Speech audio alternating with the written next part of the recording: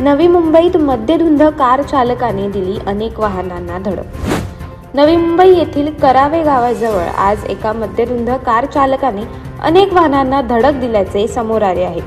विशेष म्हणजे ज्या कारने हा अपघात केला त्यावर पोलीस अशी नेमप्लेट होती। एवढेच नाही तर कारमध्ये मुंबई पोलिसांच्या वरिष्ठ अधिकाऱ्याचे ओळखपत्र सापडले। त्यामुळे या घटनेने परिसरात खळबळ उडाली आहे। मिळालेल्या माहितीनुसार करावे गावाजवळ एक इनोव्हा कार सुसाट वेगाने येत होती। चालकाचे नियंत्रण सुटल्याने या कारने रस्त्याच्या कडेला उभ्या असलेल्या आणि रस्त्यावरून धावत असलेल्या वाहनांना जोरदार धडक दिली। ही धडक एवढी जोरदार होती की या धडकेत गाड्यांचा अक्षरशः चक्काचूर झाला। सुदैवाने या भीषण अपघातात कोणतीही जीवितहानी झाली नाही। अपघातानंतर स्थानिक नागरिकांनी कारची पाहणी केली तेव्हा कारवर पोलीस अशी पाटी होती।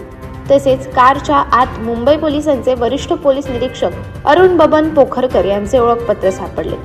प्रत्यक्षदर्शींच्या दाव्यावरून कार चालक प्रचंड नशेत होता आणि त्याच अवस्थेत तो गाडी चालवत होता।